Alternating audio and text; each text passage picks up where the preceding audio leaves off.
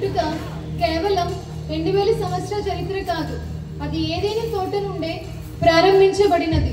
ఆదియందు వాక్యం ఉండెను, వాక్యము దేవుని యందు ఉండెను, వాక్యము దేవుడై ఉండెను. ఆదిలో దేవుడు సమస్త సృష్టిని కలుగజేసెను. నరులను ఆయన సొంత స్వరూపమందు చేసి ఏదైనా తోటలో ఉంచెను. నరుడా, ఈ తోటలో ఉన్న ప్రతి వృక్ష ఫలమును నీవు ఏ అభ్యంతరము లేకుండా తినవచ్చు. అయితే మంచి చెడ్డల తెలివినిచ్చు వృక్ష ఫలమును తినకూడదు. నీవు వాటిని తిన్న దినము నిశ్చయముగా చచ్చెదవు.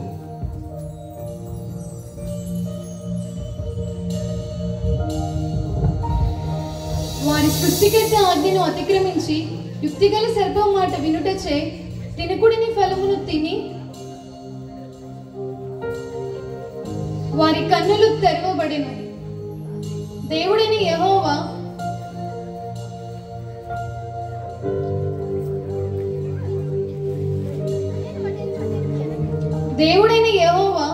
ఆదామును పిలువగా వారు తోట్ల చెట్ల మధ్య దాగుకొనెను. శపించబడిన వారు ఏదైనా తోట నుండి త్రోసివేయబడ్డారు. నరునికి దేవునికి మధ్య దూరం మొదలైంది. తిరిగి నా ప్రజలను నా యొద్దకు చేర్చుటకు మార్గమును తెరిచెదను. స్త్రీ సంతానము సర్పము తలను నలుగగొట్టును.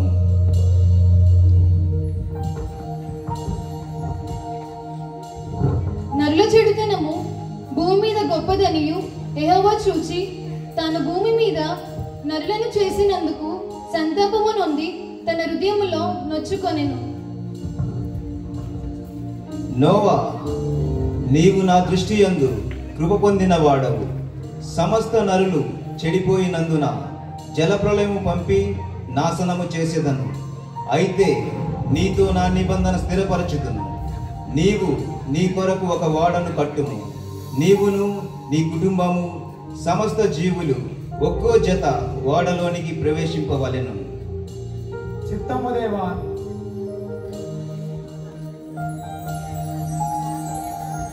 కుమారులారా రండి, మనం ఓడను కట్టాలి, వరదలు వస్తాయట. వెళ్ళి చెట్లు కొట్టేసి కర్రలు తండి.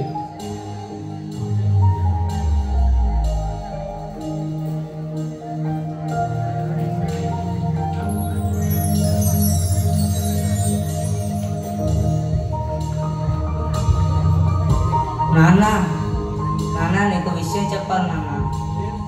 మనం చేసిన పనికి అందరు చూసి పిచ్చోళ్ళు అనుకుంటారు నాన్న.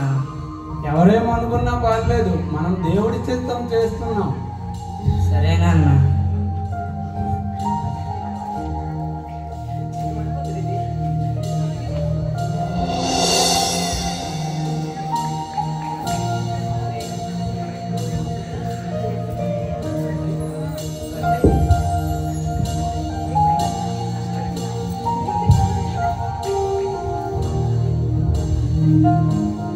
అమ్మయ్యా, వారం మొత్తం కట్టేశాం. ఏంటా కట్టేది? ఇదే సరే, ఎంత ఎండ కాల్సిందే వేరేలా వర్షం పడుతుంది అనుకున్నాను. బొర్రాట పోయిందే. అందరూ వాళ్ళకి వచ్చేయండి, వర్షం వచ్చేస్తుంది, జంతువులు కూడా వచ్చేస్తాయి.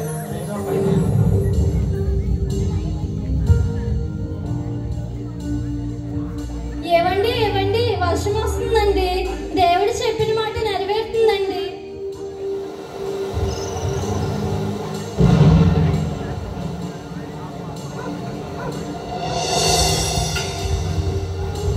నలభై పగళ్ళు రాత్రి గొప్ప వర్షము కురిసి భూలోకమందున్న సమస్త నరులు ప్రాణులు చనిపోయెను.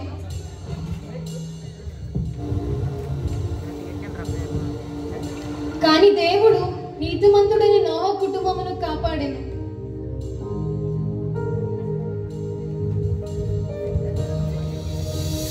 అయినను ఆ తరువాత నరుల పాపము మరలా వర్ధిల్లెను.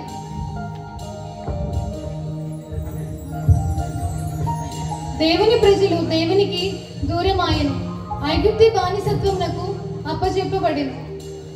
యెహోవా ఆయన రక్షణ ప్రణాళికలో భాగముగా తన ప్రజలను విమోచించుటకు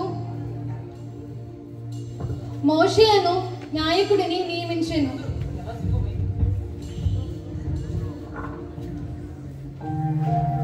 ఇశ్రాయేలు ప్రజలారా, ఐగుప్తు నుంచి రక్షించి కానాను దేశం నడిపించడానికి దేవుడు నన్ను నియమించాడు కనుక మీరు నాతో పాటు రండి. ఇతడు ఏమన్నా చంపేసి వచ్చాడ్రా. ఇతను మన కానాన్ని తీసుకెళ్తాడంట. సరే పద వెళ్ళి చూద్దాం. మోసే, మేము తప్పుకొని ఉన్నాము, మాకు నీళ్ళు దయచేయి. ప్రభా, వీళ్ళు మళ్ళీ నీళ్ళు కావాలంట. మోషే, ఆ బండను ఆజ్ఞాపించుము. ఏకేం ఆజ్ఞాపిస్తాం ప్రభా? మోసే, నీవు నాకు అవిధేయత చూపినందున నీవు కనాను దేశమునకు ప్రవేశింపవు. మోషే దేవుని యందు పరిపూర్ణ విశ్వాసం ఉంచక మాట వినినందున వాగ్దాన దేశం చేరలేకపోయాను. ఇశ్రాయేలు అనబడు దేవుని ప్రజలు దేవుని దృష్టిలో చెడుతనము చేసిరి. వారిని రక్షించుటకు గిద్యోను, దెబోరా, సంసోను వంటి న్యాయాధిపతులను దేవుడు పంపెను. సంసోను అను న్యాయాధిపతి దేవుని కొరకు పరిశుద్ధంగా ఉండాల్సిన చోట తానే అపవిత్రతకు పాల్పడ్డాడు. దేవా, నన్ను గుర్తు చేసుకో. ఫిలిస్తుల మీద పగ తీర్చుకోవడానికి నేను చచ్చినా పర్వాలేదు. ఈ ఒక్కసారి నన్ను బలపరచవా?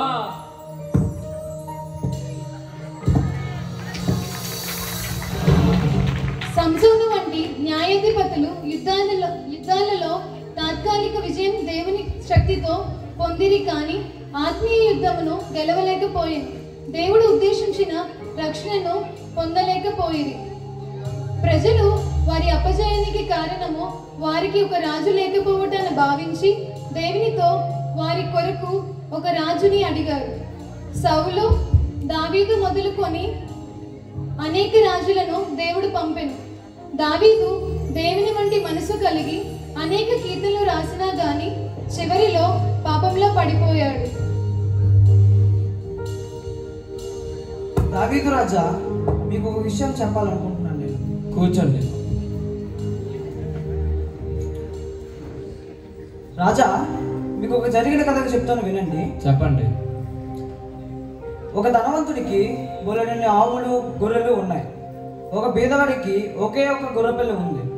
ఆ ఒక ధనవంతుడి ఇంటి ముందుకి వీధిలో పోయేవాడు వాడి ఇంటికి వస్తే ఆ ఒక ధనవంతుడు వాడి కోసం భోజనం పెట్టడం కోసం ఆ ఒక బీదవాడి దగ్గర ఉన్న ఒకే ఒక గొర్రెపిల్లను పట్టేసుకొని వాడికి భోజనం పెట్టేశాడు.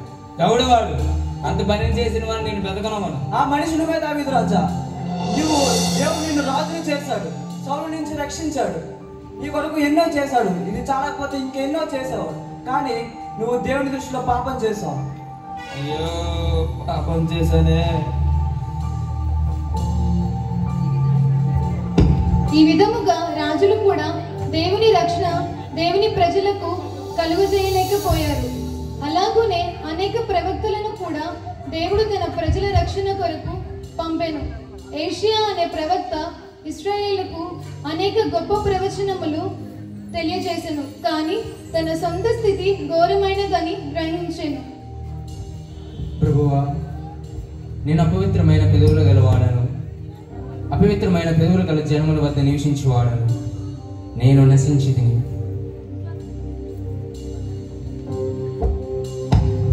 ఎవరును దేవుని ప్రజలను నిత్య రక్షణలోనికి నడిపించలేకపోయి, కానీ అనేక ప్రవచనాల నెరవేర్పు ద్వారా నిత్య రక్షణ అనుగ్రహించుటకు ప్రణాళిక కలిగి ఉండెను.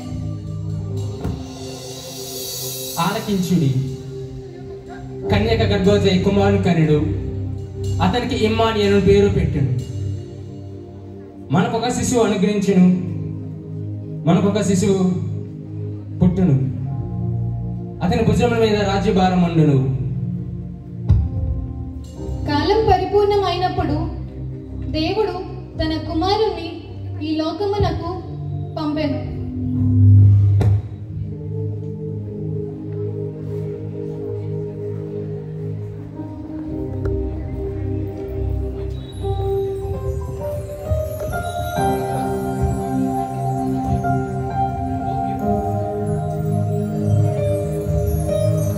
దయాప్రాప్తురాలా, నీకు శుభము.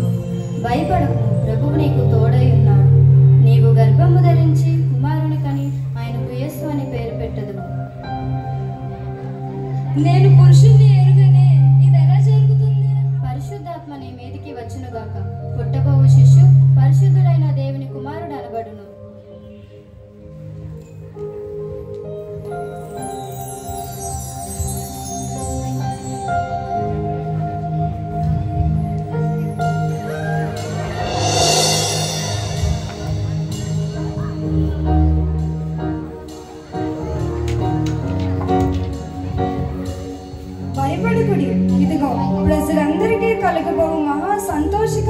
శుభవార్తను నేను మీకు తెలియజేయుచున్నాను.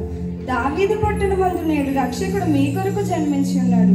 ఆయనే ప్రభువైన యేసుక్రీస్తు. ఒక శిష్యు పొద్దెగుడ్డలో చుట్టుపడి ఒక దొడ్డెలో పడుకొని ఉండుట మీరు చూచెదరు. సర్వోన్నత స్థలములో దేవునికే మహిమ, తనకిష్టులైన జనులకు సమాధానము.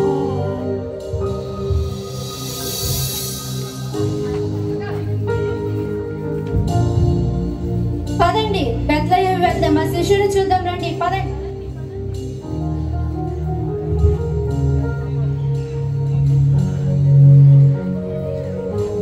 ఇదిగోండి దూత చెప్పిన శిష్యువు, రండి పూజిద్దాము.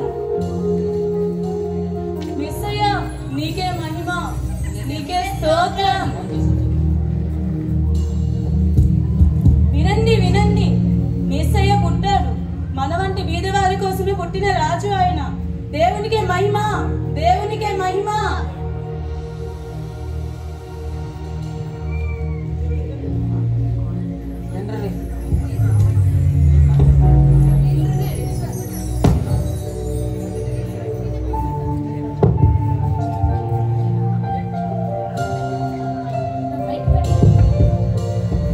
యేసు పుట్టిన పిమ్మట తూర్పు దేశపు జ్ఞానులు యెరూషలేమునకు వచ్చి యూదుల రాజు ఎక్కడా అని వెతికిరి.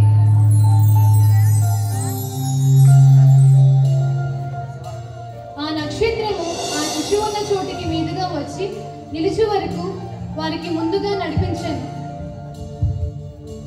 తల్లి, మేము తూర్పు దేశపు జ్ఞానులము. ఆ నక్షత్రము దారి చూపితే మేము మెస్సయ్యను పూజించుటకు వచ్చాము. నేను మెస్సయ్య కొరకు బంగారం తెచ్చాను తల్లి. మేము చాలా సంతోషంగా చాలా దూరం నుంచి శిశువు కోసం వచ్చాము. నేను ఈ శిశువు కోసం సాంబ్రాణి తెచ్చాను. నేను ఎంతో సంతోషంతో బోలం తెచ్చాను తల్లి.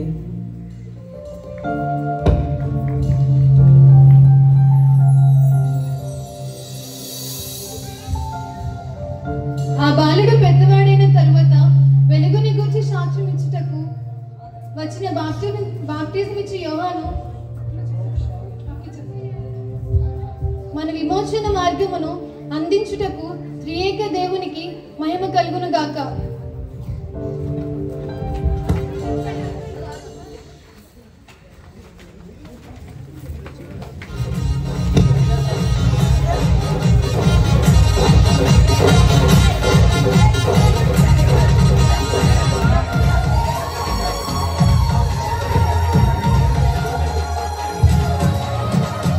లోకమునందు పాపం వెలుబడి చెల్లుచుండ, లోకులలో ఎవరు పరిశుద్ధులే లేకపోగా.